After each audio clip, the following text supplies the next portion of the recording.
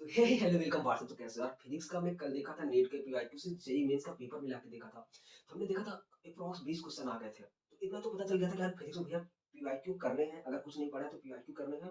लेकिन एक बात थी कि एक बार पीवाईक्यू करने से कुछ नहीं होगा, 3 से 4 बार करोगे तो होगा। क्योंकि हम क्या पढ़ते हैं वो हमारे साथ एग्जाम में नहीं जाता है। हम क्या भूल जाते हैं, क्या बार-बार पढ़ते हैं वो हमारे साथ एग्जाम में जाता है। तो आज वैसे ही हम केमिस्ट्री का पीवाईक्यू में लेंगे। हाँ, केमिस्ट्री का पीवाईक्यू जो थोड़ा-सा उसमें थोड़ा-सा वेरिएशन है। क्योंकि देखो जहाँ तक है फिजिकल और इनऑर्गेनिक को मैक्सिमम मिल गया है और जो ऑर्गेनिक है उसमें थोड़ा-सा कहीं न कहीं वेरिएशन है और थोड़ा-सा अलग पैटर्न का पेपर आया है। अलग मतलब डर मत जाना, क्योंकि इसमें रिएक्शन कम पूछी गई है। तो इनके पास तो 30 ही क्वेश्चन होते हैं, तो अपन के पास 45 क्वेश्चन होते हैं। धीरे 50 क्वेश्चन होते हैं एक्चुअली। धीरे-धीरे चीज़ों को समझ के अभी 1 पेपर हुआ है, 2 पेपर हुआ है, धीरे-धीरे जब 8 पेपर हो जाएँगे शिफ्ट के तो थोड़ा-सा और ज़्यादा आइडिया लगेगा। मैं एक अलग से वीडियो बना दूँगा कि प्रैक्टिकल पार्ट से कौन से क्वेश्चन आए हैं, प्रैक्टिकल से क्या-क्या पूछा गया है, तो थोड़ा-सा और ज़्यादा अंदाज़ा मिलेगा। और अगर तुम कहोगे तो जेईई मेंस के जितने पेपर हो रहे हैं, सारे पेपर्स मैं नीट के पीवाईक्यू के साथ मैच करूँगा और सबकी एनालिसिस करूँगा। लेकिन हाँ, अगर कहोगे तुम तब, क्योंकि तुम लोग देख लेते हो यार, लाइक नहीं करते हो, इतनी मेहनत के साथ वीडियो बनता है ये वाला, तो खैर पूरा पीवाईक्यू एनालिसिस करना पड़ता है फिर जाके। तो ठीक है, बिना टाइम वेस्ट करे स्टार्ट करते हैं।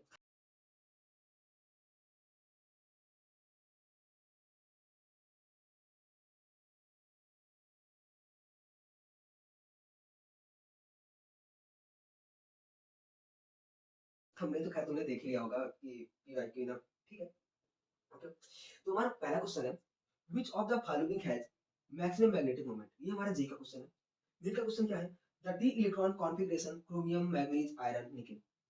3d4, 3d5, 3d6 और 3d8।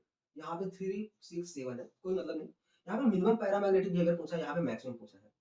मैक्सिमम मैग्नेटिक मूवमेंट होगा, मैक्सिमम पैरामैग्नेटिक बिहेवियर होगा। यार ये तो बड़ी आसान सी बात है। लेकिन यहाँ पे देखो थोड़ा-सा नेट का सवाल जो है, नेट का लेवल जो 2007 का क्वेश्चन है, हाई है as compare to JEE mains.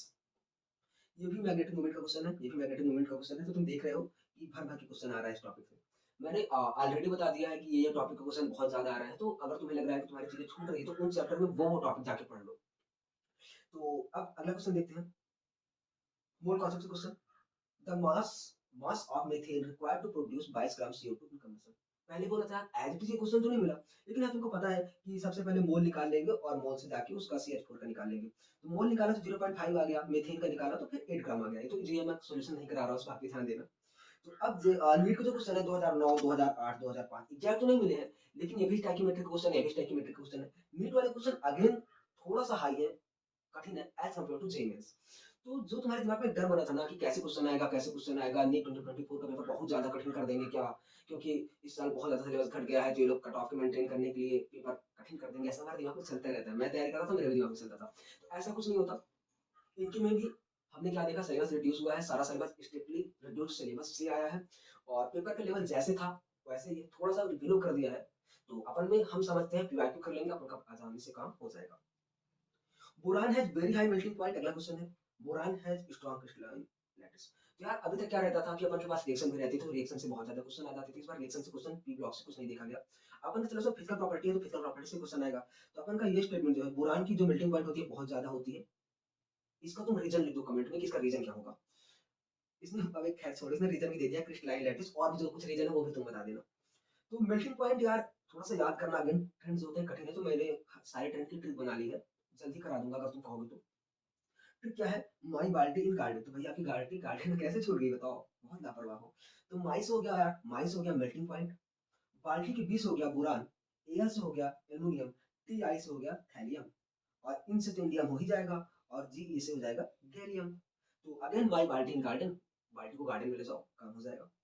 अगला क्वेश्चन है केमिकल बॉन्डिंग से, the sum of bond order CO and NO plus. मैंने बोला था कि अगर केमिकल बॉन्डिंग छूट रही है, खैर छूटनी तो नहीं चाहिए, तो हाइब्रिडाइजेशन पढ़ लो, एमओटी पढ़ लो, तो यहाँ पे क्वेश्चन एमओटी से आ गया और एमओटी की ट्रिक ही कर लोगे तो वहां से क्वेश्चन हो जाएगा। The sum of bond order CO and NO plus, net में क्वेश्चन आया है। Consider the following species, cyanide plus cyanide minus NOCl। यहाँ पे सबका बॉन्ड ऑर्डर हाईएस्ट बताना है। तो यार जब सबका निकालोगे तभी तो हाईएस्ट बताओगे, और यहाँ पे 4 का निकालना है, यहाँ पे 2 का निकालना है, तो ये वाला क्वेश्चन अगेन थोड़ा हाई लेवल पे जाएगा। ऐसे ही क्वेश्चन ये भी है, बताना है कि इस पेयर में सबकी बॉन्ड ऑर्डर सेम है। तो यार बॉन्ड ऑर्डर पता है, अगर इलेक्ट्रॉन सेम है तो बॉन्ड ऑर्डर भी सेम हो जाएगा। तो अगेन ये भी थोड़ा सा ज्यादा ही निकालना पड़ेगा, 2, 4, 6, 8 स्पीसीज है, 7 स्पीसीज है, तो ये भी नीट का क्वेश्चन थोड़ा सा हाई है। अगला है, how many of the following has plus 4 oxidation state in central atom. तो यार यहाँ पे 3, 4, 5 का निकालना है, और अपना नीट का क्वेश्चन क्या है, एज इट इज तो मिला नहीं। ऑक्सीडेशन नंबर ऑफ फास्फोरस का इतना, सल्फर का इतना है, क्रोमियम का इतना है, बताओ ऑक्सीडेशन नंबर क्या है। तो यार बात यही हो गई ना कि अब अगर तुम ऑक्सीडेशन स्टेट निकाल ही ले रहे हो तो कितने कितनों की चार है बताना आसानी हो जाएगा। अगला है, ये रिएक्शन है हमारी डी ब्लॉक से पीबीसीआर4 रिएक्शन NaOH से करा दिया है। तो यार थोड़ा सा न्यू क्वेश्चन है, एनसीईआरटी में दिया है तो जाके करोगे, फोर्थ इसका आंसर हो जाएगा टेट्रा आयनिक और CN बराबर 4, कोऑर्डिनेशन नंबर बराबर 4। तो थोड़ा सा ध्यान देना पड़ेगा। ओके, डी एंड ब्लॉक और साथ में कोऑर्डिनेशन को मिला के है, तो बहुत कठिन नहीं है, इजी है। अगला क्वेश्चन है for negative deviation of Raoult law, solution से क्वेश्चन है। राउल्ट लॉ के नेगेटिव डेविएशन में क्या होता है, नीट का question 2019 Orissa. Which of the following statement is correct regarding a solution, two compound है ए और बी है भैया, पॉजिटिव डेविएशन दिखा रहे हैं, पॉजिटिव डेविएशन दिखा रहे हैं, यहाँ पे नेगेटिव डेविएशन दिखा रहे हैं। यहाँ पे बात हो रही है डेल्टा एच की, डेल्टा वी की, और आपस में जो बॉन्ड इंटरेक्शन उनकी, यहाँ बॉइलिंग पॉइंट और वेपर प्रेशर पूछ रहा है। तो अगेन सेम क्वेश्चन हो गया, थोड़ा सा इधर उधर तो जाएगा ही 19-20। सॉरी क्या हो गया, एक सेकंड। हाँ ठीक है। तो अब क्या हो गया, NaCl H2SO4 K2SO4 बोला था डी एंड ब्लॉक की थोड़ी सी रिएक्शन आए तो रिएक्शन डी एंड ब्लॉक की अच्छे से करनी पड़ेगी। ये तो भैया हो गया फ्री मेंटरशिप। अगर तुम्हें कोई दिक्कत आ रही है तो मुझे मैसेज कर सकते हो व्हाट्सएप पे या टेलीग्राम पे, और यार चैनल जाके सब्सक्राइब कर लो, तुम लोग थोड़ा रिस्पांस कम कर रहे हो यार। अगला question, order of the spin magnetic moment दिया है, 3 का दिया है, इसमें से RPQ किसका कैसे है वो बताना पड़ेगा अपन को। नीट का क्वेश्चन है मैच द फॉलोइंग, सब सारे एलिमेंट है, सबका एलिमेंट का फाइंड करना है। यहाँ पे 1 2 3 4 4 का मैग्नेटिक मोमेंट निकालना है, यहाँ पे 3 का निकालना है। तो अगेन नीट वाला क्वेश्चन थोड़ा सा high as compare to JEE. ये पुराने क्वेश्चन है, तो अब तुम इतना समझ जाओ कि पढ़ना कहाँ से है भाई। अब स्ट्रेटजी वीडियो देखना बंद कर दो, अगर सिलेक्शन लेना है तो सिर्फ पढ़ना चालू करो। ये 2015 का कैंसिल सवाल है, मतलब कैंसिल सवाल है, नेट कैंसिल हो गया था। तो मैग्नेटिक मोमेंट 2.84 है, 4 का निकालना है, तो ये भी सवाल हाई हो जाएगा क्योंकि यहाँ पे 3 ही का निकालना है। अगला क्वेश्चन है Z बराबर 60 एनडी, एनडी का फुल फॉर्म क्या होगा, एनडी का फुल फॉर्म क्या होगा, इसका क्या नाम है, कमेंट करके बता दो तुम मुझे। तो इसका इलेक्ट्रॉनिक कॉन्फ़िगरेशन ये है, मतलब पूछा है अपन से, ये इसका सॉल्यूशन है, इसका आंसर है। और नीट में हमारे कॉपर का पूछा है, ठीक है। अगला क्वेश्चन है आयनिक इक्विलिब्रियम, जो तुम्हें बहुत ज्यादा कठिन लगता है, देखो वहां से कैसे क्वेश्चन आ गया।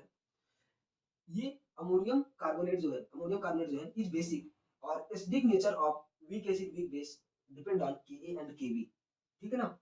अब यार बात ये हो गई कौन स्टेटमेंट ट्रू है कौन सा फाल्स, तो यहाँ से पता चली जाए तुम्हें आंसर। नीट में एचडीएस क्वेश्चन नहीं पूछा गया, लेकिन लुईस बेस कौन सा ये पूछा गया है, थोड़ा सा आइडिया लगाओ कि ये भी हो जाएगा बेसिक, क्योंकि जब इसे पानी में घोलोगे तो NH4+ बन जाएगा और साथ में H2CO3 बन जाएगा, ठीक है, स्टेटमेंट ट्रू है। ओके, अब बात ये हो गई कि वीक एसिड और वीक बेस का पीएच कैसे निकालते हैं। तो ये के और केबी पर डिपेंड करता है, उस पर डिपेंड ही नहीं करता। तो इसका पीएच कैसे निकालते हैं, इसका तुम फार्मूला कमेंट करके मुझे बता दो। अगला क्वेश्चन है एटॉमिक स्ट्रक्चर से, number of electron present in all compound field सबसे, एन की वैल्यू दे दी है भैया, एस की वैल्यू दे दी है तुम्हें, प्लस अब फार्मूला यहाँ पे क्या लग जाएगा, 2n² लग जाएगा, एन की वैल्यू 4 हो गई, डायरेक्ट 32 आ जाएगी। तो तुम्हारा तो 32 आ गया, आंसर तो 16 है। तो ध्यान दो यार, यहाँ पे सिर्फ प्लस हाफ वाले को पूछा है, तो 32 का आधा हो जाएगा, तो हो जाएगा 16, क्योंकि 16 प्लस हाफ और 16 माइनस हाफ।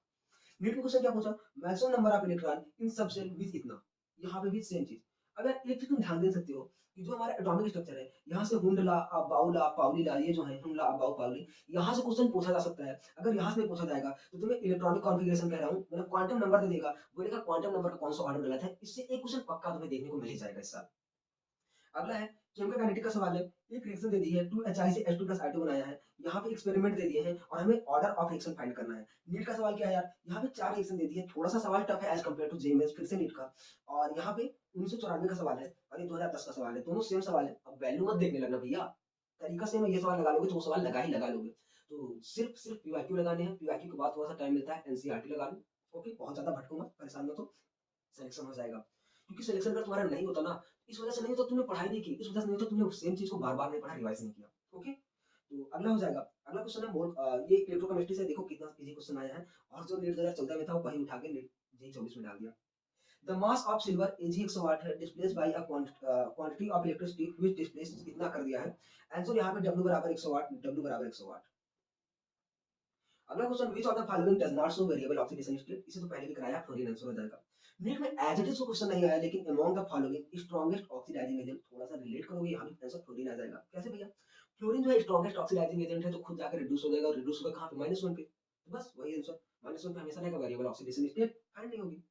अगला क्वेश्चन जेईई मेंस का, 4F और 5F सीरीज जो है सेपरेटली बाहर कर दिए गए पीरियोडिक टेबल से, कि प्रिंसिपल प्रिजर्व ऑफ क्लासिफिकेशन, जो भी लिखा है अंग्रेजी में समझ लेना तो अपने हिसाब से। लेकिन तुम ये बताओ 4F या 5F को बाहर कर दिया क्या, नहीं ना, अपन ने लैंथेनाइड और एक्टिनाइड को बाहर किया भैया, तो ये स्टेटमेंट गलत हो जाएगा। ये क्या है, S block element can be found in pure form, तो ये एक्चुअली जो लाइन आ गई है, एस ब्लॉक की लाइन है, एस ब्लॉक की लाइन है, और सिर्फ एक सिंगल लाइन है अभी तक जो पेपर हुए हैं फिजिक्स केमिस्ट्री का मिला के, मैथ्स का तो मुझे नहीं पता। सिर्फ ये सिंगल लाइन है जो पुराने सिलेबस से आ गई है, आई थिंक सो गलती से आ गई है। तो अभी जो जेईई मेंस के और जो पेपर हो रहे हैं अभी 2-3 दिन में होंगे, उससे हमें पूरा और आइडिया मिल जाएगा। अब तुम कहोगे तो मैं क्या करूँगा, मैं अपना क्वेश्चन करा दूँगा, मैं सारे के सारे मैच करा दूँगा, लेकिन तुम्हारे रिस्पॉन्स पे अगर तुम लाइक वाइक करते हो अच्छे से तो। और इस बात को तो कमेंट करना है कि भैया सारे पेपर करा दो। अगला क्वेश्चन मोस्ट रिलेटिव पूछा है, तो इसका आंसर ये थर्ड हो जाएगा। इसका आंसर थर्ड है। रीजन तुम्हें कमेंट में बताना है, इसका आंसर क्या होगा, इसका रीजन बता दो। आंसर तो थर्ड है, रीजन बता दो। तो बात ये है यार, थोड़ा-सा इधर-उधर तो क्वेश्चन आएगा ही, तो बहुत कठिन थोड़ी ना है, ये भी ईज़ी है। अगला है ब्रोस्टेड बेस बताना है। Bronsted base stronger Bronsted base कौन बताना है? मतलब बेस बताना है, क्या कहना है मतलब भैया? यार जहाँ पे लोन पेयर इज़िली मिल जाए। अब देख लो यहाँ पे लोन पेयर रेजोनेंस में चला जाएगा, यहाँ पे रेजोनेंस में चला जाएगा, यहाँ पे रेजोनेंस में चला जाएगा, यहाँ नहीं जा रहा है तो थर्ड आंसर हो जाएगा। अब ये नीट की से नहीं मिला तो क्या हुआ यार? इसी क्वेश्चन तो है ये।